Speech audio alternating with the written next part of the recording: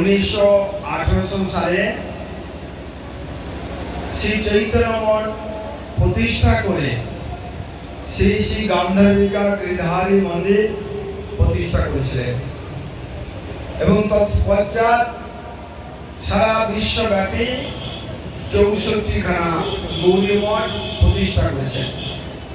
বলছে এই চৈতন্য মঠ প্রতিষ্ঠার কারণ কি, চৈতন্য মঠ কি, এই প্রসঙ্গে আমাদের জানতে হবে মহাপ্রভু আজ থেকে 500 বছর পূর্বে এই বাংলা অঞ্চলে নবদ্বীপ ধামে শ্রীধাম মায়াপুরে অবতীর্ণ হয়ে যখন উনি অবতীর্ণ হয়েছেন, যে কৃষ্ণ বলা জীব অচৈতন্য অবস্থায় মায়ার দ্বারা জর্জরিত হয়ে আছে, মায়ার সমুদ্রে তারা হাবুডুবু খাচ্ছে, এই জড় অনিত্য বস্তুর প্রতি ধাবিত তিনি আবির্ভাবের মাধ্যমে হরিনাম সংকীর্তনের মাধ্যমে উনি অবতীর্ণ হয়েছেন। গ্রহণের ছলে তিনি অবতীর্ণ হয়েছেন যেন সকলের মুখে হরিনাম হবে। বস্তু সত্য বস্তু তার প্রতি আমাদের কারোর আগ্রহ নেই।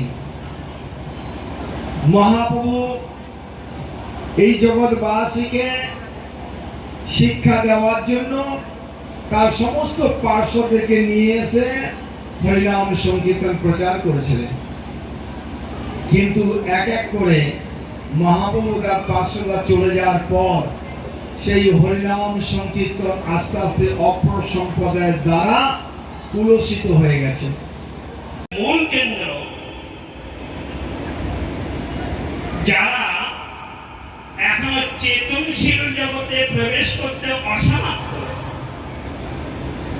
যে বাণী চৈতন্য মঠ জগতে প্রচার করেন, অচৈতন্য জগতের কোনো কথাই চৈতন্য মঠে চলে না।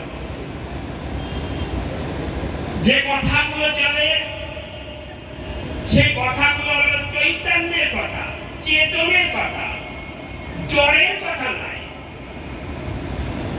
জগৎটা জড়ময়, জড়ের কথা নিয়ে চিন্তা করে জগৎ, আর চৈতন্য মঠ চিন্তা করে চেতনের কথা, চৈতন্যের কথা। যদি কেউ ওই চেতনের কথা চিন্তা করে তাহলে কোনদিন না কোনদিন জীবে এই জগৎ থেকে, জড় জগৎ থেকে নিশ্চিত ভাবে যে চৈতন্য জগতে পৌঁছানোর বাণী দিতে পারেন, সেটাই হলো চৈতন্য।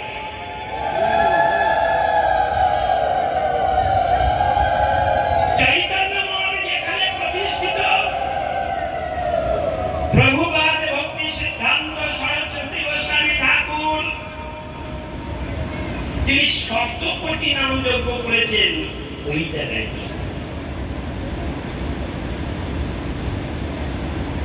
মহাপ্রভু বলেছিলেন, খাইতে শুইতে যথা কথা নাম লয়, দেশ কাল নিয়ম নাই সর্বসিদ্ধি হয়, সর্বশক্তি নামে দিল করিয়া বিভাগ, আমার দুর্দৈব নামে নাই। সেই নাম যজ্ঞ করেছিলেন 7 কোটি নাম যজ্ঞ। ওই জায়গায় ভজন কুটিরে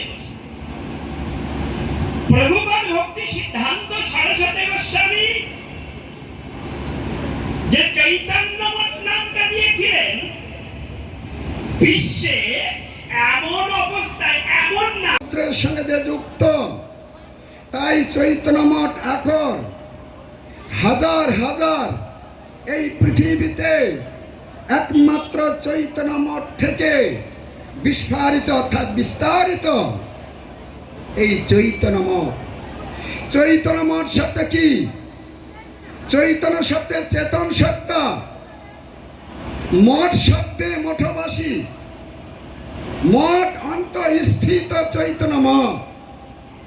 যে চৈতন্য মঠ থেকে শ্রী চৈতন্য মহাপ্রভুর কথা, শ্রী চৈতন্য মহাপ্রভুর ব্রহ্ম শব্দ, শ্রী চৈতন্য মহাপ্রভুর পরমাত্মা শব্দ, ব্রহ্মেতি পরমাত্মেতি ভগবদিতি, অর্থাৎ এই তিনটি শব্দ একত্রিত যেখান থেকে বের হবে এই মঠবাসী সন্ন্যাসীদের কাছ থেকে তাকে বলা হয় চৈতন্য, অর্থাৎ মহাপ্রভুর কথা। মঠ অর্থাৎ প্রত্যেকটি জীবের মধ্যে পরমাত্মা শব্দ, পরমাত্মা বিরাজমান, সেক্ষেত্রে এই প্রত্যেক জীবে হবে একমাত্র চৈতন্য মঠ। সেক্ষেত্রে এই চৈতন্য মঠ বা আকর মঠরাজ বলা হয়েছে।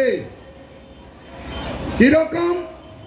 জগতের যদি উদাহরণ দেই আমি, তাও সেটা মানতে হবে।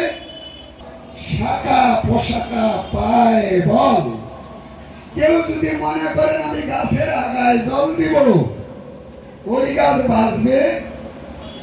গাছের গোড়ায় যদি জল দেন তাহলে এই গাছ বাঁচবে।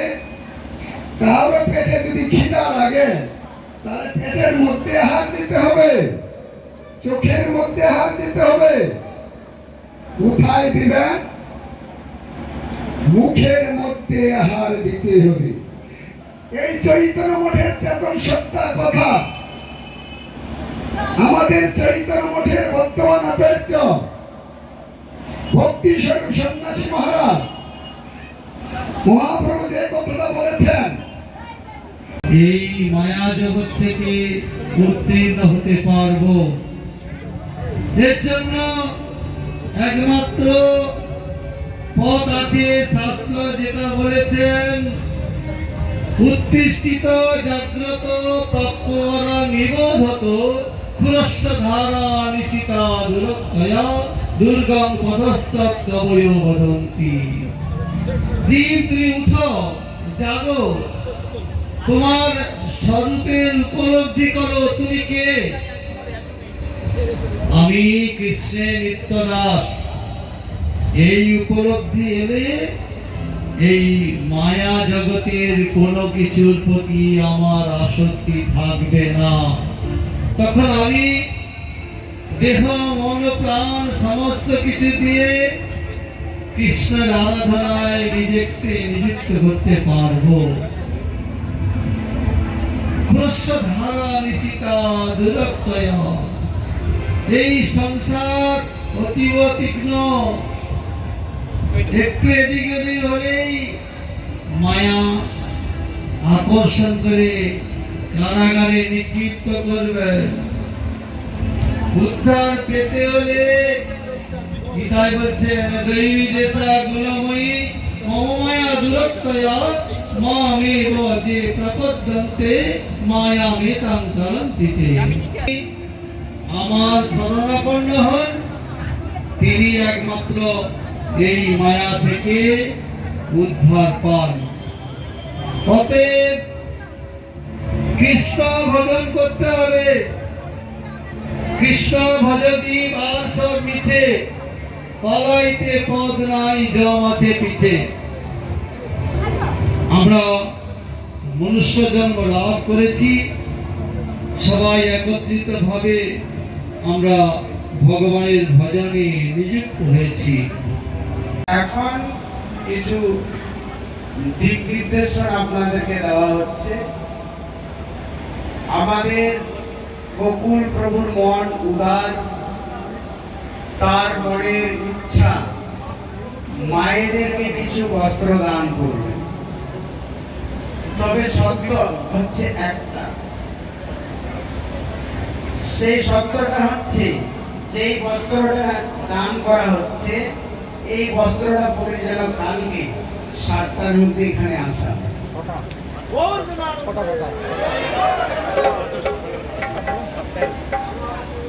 7টার মধ্যে এই নতুন বস্ত্র পরে যেন আসা হয়। আর প্রথমে আমি অনুরোধ করব, যারা বিধবা আগে আসবেন, আমাদের ভলান্টিয়ার ভাইরা এখানে লাইন করে দেবেন। গোকুল প্রভু নিজে হাতে বস্ত্র দান করবেন। আপনারা ধৈর্য সহকারে সারিবদ্ধ ভাবে আসবেন, কেউ উশৃঙ্খলা হবে না। এখন দুটা কীর্তন হবে, আপনারা এখন একটু কীর্তন শুনুন। আর এদিকে আমরা তাই শাড়িগুলো একটু ফেল করে নিই। হরে কৃষ্ণ কৃষ্ণ কৃষ্ণ হরে হরে হরে রাম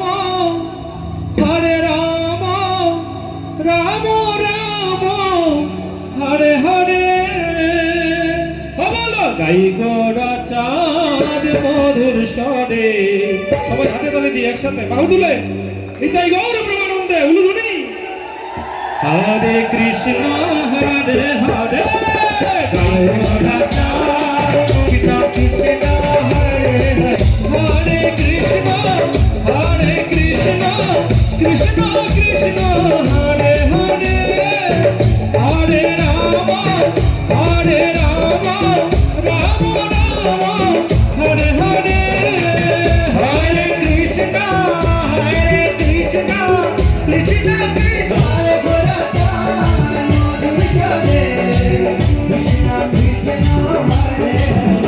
সবাই